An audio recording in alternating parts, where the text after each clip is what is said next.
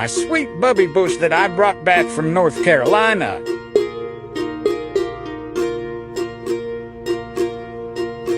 So share the story, Chef.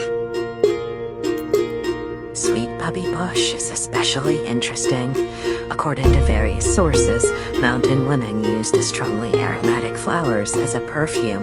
They did so by first crushing them and then placing them in their bosom, which gave rise to the nickname Bubby, an archaic form of the word booby.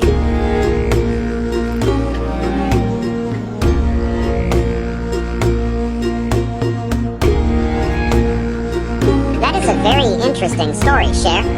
How did you know all that?